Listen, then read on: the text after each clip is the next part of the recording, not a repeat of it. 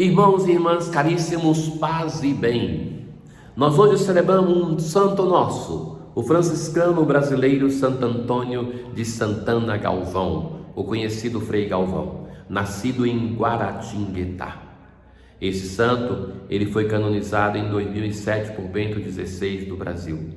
E a sua simplicidade e a sua dimensão de caridade, que se compadecia sobretudo dos enfermos, e que então começou a operar milagres e ser reconhecido pela sua santidade. Nós, na primeira leitura, continuamos a leitura da carta aos Efésios. Veja que esse texto, que muitas vezes deixa as mulheres indignadas, merece ser considerado no seu contexto histórico. Nessa sessão, o apóstolo vai falar da relação entre os cônjuges, da relação dos pais com os filhos e da relação dos patrões com os escravos. Porque esta era a família, o conceito de família, no momento que Paulo está escrevendo para a comunidade da Ásia Menor. Mas vejam que os textos que são conterrâneos e contemporâneos a este texto de Paulo, vai ter o mesmo conceito dos membros da família, mas vai considerar o esposo como o chefe que manda e a mulher deve obedecer. De algum modo também isso está na carta aos Efésios, e que o pensamento de hoje é que esses poderes se dividem, que ninguém é o chefe do outro na vida de família, mas que precisa de uma evolução no diálogo. Talvez um pensamento que a gente deveria fazer hoje, meus caros, é que o marido e pai, ele muitas vezes se tornou ausente da família. Talvez para evitar conflitos, ele vai se distanciando e a esposa e mãe assume sozinha a vida da família. O marido parece mais um espectador do teatro familiar do que aquele que está envolvido. A falta da paternidade, da esponsalidade por parte de muitos homens se faz notar e se torna um problema na própria vida dos filhos.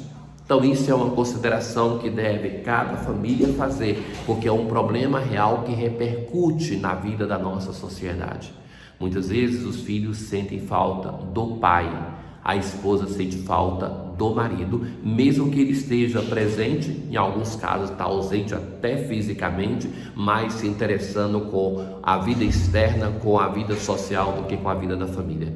Ou seja, que é preciso uma corresponsabilidade na vida matrimonial, na vida dos pais. É preciso assumir a própria missão para o bem da família, o bem do casal, o bem dos filhos. Isso é um aspecto. Mas o apóstolo, ele vai, naturalmente, cada autor, porque diferentemente do Corão, que se parte do pressuposto que Deus escreve sem dar atenção ao instrumento secundário que é o autor humano, o Antigo Testamento e o Novo sempre partiu de um pressuposto que tem um ser humano nos seus limites e nas suas categorias que escreve o texto. Então o texto permanece palavra de Deus na sua limitação cultural, mas que também transmite muitos valores sobre a vida da família. Vejamos. Vós que temeis a Cristo, sede solícitos, amai uns aos outros, sede solícitos uns para com os outros. Mulheres, sejam submissas aos vossos maridos como ao Senhor. O apóstolo parte de um pressuposto que o marido é a imagem do Senhor na família. Assim como a igreja obedece ao seu Senhor, mas isso também vai causar para o marido um grande empenho. Vamos chegar lá. Pois o marido é a cabeça da mulher. Mas como a igreja é solícita com Cristo, sejam as mulheres solícitas em tudo pelos seus maridos. E agora vem a responsabilidade do marido para com a mulher. Maridos, amai as vossas mulheres, como Cristo amou a igreja e se entregou por ela. Assim é que o marido deve amar a sua mulher como ao seu próprio corpo. Aquele que ama a sua mulher ama a si mesmo, alimenta e cerca de cuidados. Então, se por um lado se fala de uma solicitude da mulher, de um respeito da mulher para com o marido. E veja que esse respeito e obediência nós fazemos a muitas pessoas no mundo, não por amor, mas por dinheiro, por status. Nós obedecemos a uma série de pessoas. Então, me parece que o maior problema aqui não é a obediência, porque ela deve ser recíproca no matrimônio. Também veja, em relação dos pais com os filhos, não é assim? Não é assim que Deus na Bíblia se inclina em relação a nós? Então, o amar uma pessoa nos coloca muito mais em uma relação de obediência. Mas, por outro lado, se fala que o marido, ele deve amar a sua esposa e dar a vida por ela como Cristo dá a vida. Na verdade, se eu tenho certeza de que uma pessoa me ama, sim, eu não tenho problema de obedecer a essa pessoa.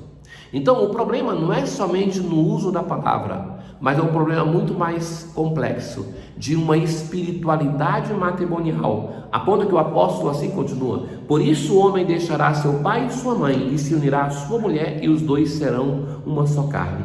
Este mistério é grande. Este mistério é grande. O matrimônio é um grande mistério, um mistério de recíproca solicitude, de recíproca obediência, de recíproco amor. Se no matrimônio se viver verdadeiramente um amor recíproco, o casal não vai ter problema de se obedecer, de se ajudar, de se servir, de ser solícito, porque o nosso Deus age assim. Em todo caso, cada um no que lhe toca deve amar a sua mulher como a si mesmo, e a mulher deve respeitar o seu marido. No Salmo responsorial de hoje, assim rezamos: feliz és tu se temes o Senhor, se tem o trabalho, a tua esposa é uma videira bem fecunda, os teus filhos são rebentos de oliveira. Será assim abençoado todo homem que teme o Senhor. Meus queridos, vivemos um momento de crise das relações, também das relações familiares. É um momento de, como casal, não buscar ajuda somente quando vem a crise. A ajuda se busca quando tudo está bem, porque um casal que não se buscou ajudar no momento de que estava tudo bem, não vai querer ouvir ninguém no momento de crise. Eu cheguei à conclusão, nesses anos de ministério sacerdotal, que todas as vocações vivem uma grande dificuldade. E você, casal, como eu, religioso, como sacerdote, nós não conseguimos sozinhos viver uma vocação. Então, um casal, ele precisa ter uma vida de igreja, precisa ter uma direção espiritual, precisa ter um grupo de pertença, para que ele tenha, alguém que não seja só o marido, alguém que não seja só a mulher, para que possa ajudá-lo a viver com perseverança e com qualidade de consagração o grande mistério do matrimônio. No Evangelho de hoje, Jesus vai falar em duas parábolas sobre o reino de Deus. Jesus fala isso depois daquele episódio da sinagoga, que ele não é compreendido, e vai mostrar assim que ali já se manifesta essa fragilidade do reino de Deus. Pequeno, insignificante como a semente de mostarda, que o homem pega e atira, que essa semente cresce e as aves do céu vêm para esta árvore. Insignificante como o fermento em quantidade que a mulher pega e mistura com 3 porções de farinha, mas assim como a semente cresce e acolhe as aves do céu, o fermento na sua pequena quantidade é capaz de influenciar toda a farinha para que ela fermente, para que ela cresça. Caros irmãos, o reino de Deus não é algo para se ostentar, é um serviço.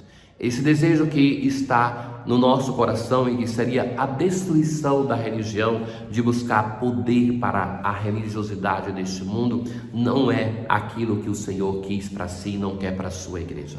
Mas o reino dos céus é uma mostarda, é um fermento que através do nosso testemunho de vida vai transformando, vai dando um sabor. Hoje, um testemunho belo para se recordar é de famílias, de matrimônios, de pais, de filhos, de esposo, de esposa, que tenham a força de mudar a nossa sociedade com o seu testemunho. Deus Pai de misericórdia, que fizeste de Santo Antônio de Santana Galvão um instrumento de caridade e de paz no meio dos irmãos, concedei-nos por sua intercessão favorecer sempre a verdadeira concórdia. Tenham todos um bom dia. O Senhor esteja convosco, Ele está no meio de nós. Abençoe-vos o Deus Todo-Poderoso, o Pai, o Filho e o Espírito Santo. Paz.